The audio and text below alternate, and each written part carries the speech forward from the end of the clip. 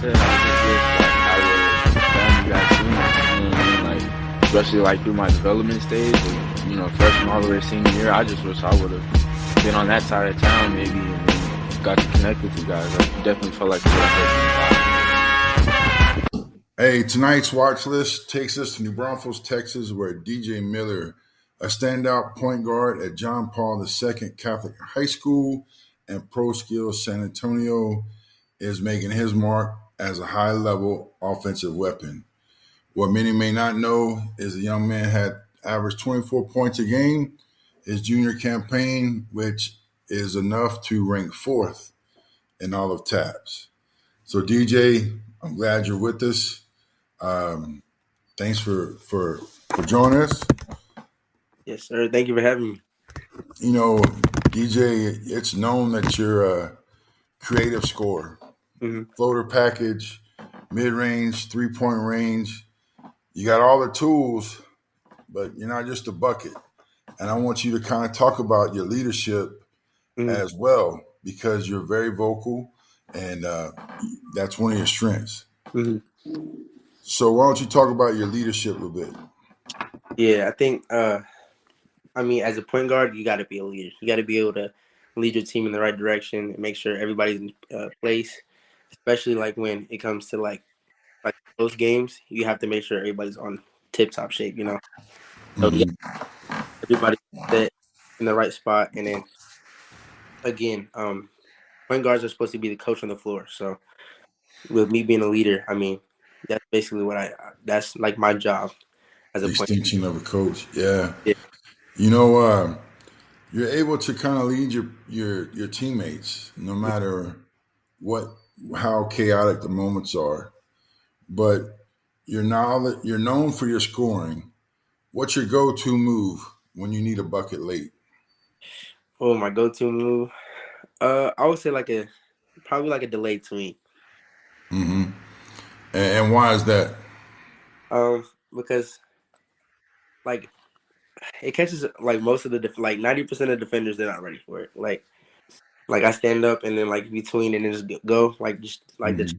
speeds like they're not ready for it. All right. So now let's talk about this.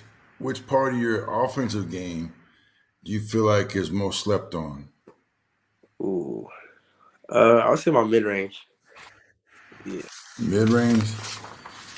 All right. All right. So, you're just coming back off a visit to Savannah State. Uh And why don't you kind of talk us through that, some of your thoughts you left away from there? yeah. So Savannah State it was really good. They had a great coaching staff. Um, I really liked it.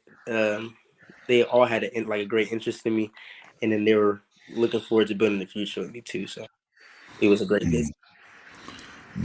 Just curious, did you get a chance to work out, or was it just more of a get to know the staff, the campus, the facilities? Yeah, I did get to work out a little bit. We had like it was a little a workout session. And then it was like they had like a little project.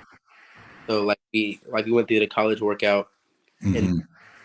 we had some run. Yeah. So, what's one thing that the college coaches don't see on film, but they would appreciate you as one of their players? I would say my ability to be coachable and to hold my teammates accountable. So like I mean, coaches don't like players with attitudes, of course. Mhm. So I think being able to take in what the coach is saying and not like have any back talk or anything, and like being able to like actually process and understand what they're saying, and then being able to hold your teammates accountable. So that's what I think they will understand.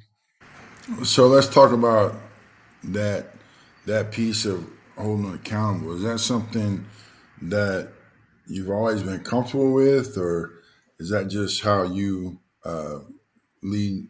You feel the point guard position needs to be. Yeah, I think it goes both ways. I think they know it's out of like me trying to being able to better them and Hmm. uh, me wanting the best interest.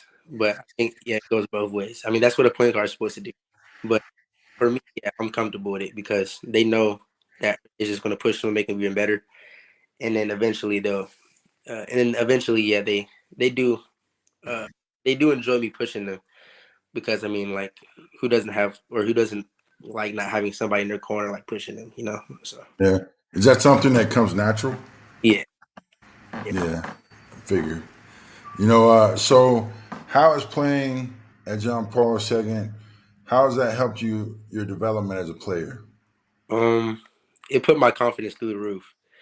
Um, like being able to still like with the team I had and like my surroundings, I was being like doubled and tripled every game. So being able to still average 20.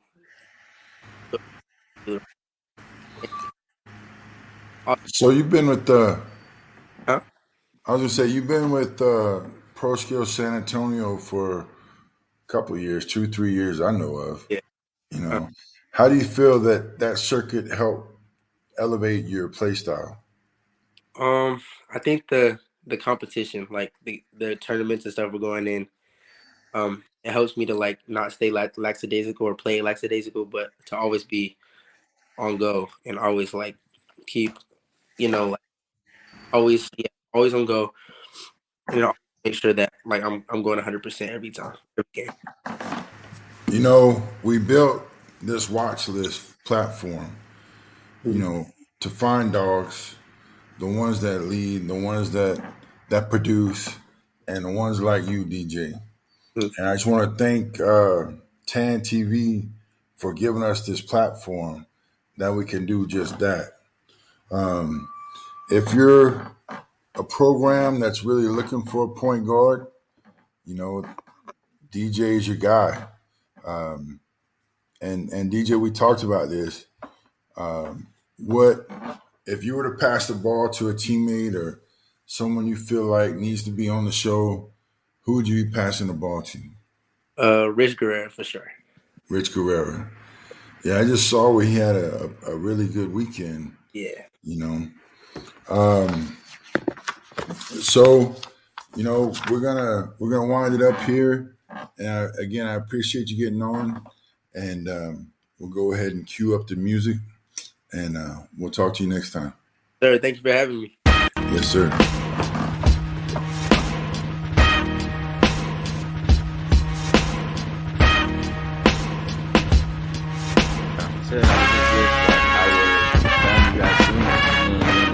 Especially like through my development stage, freshman all the way to senior year, I just wish I would have been on that side of town maybe and got to connect with you guys. I definitely felt like it was a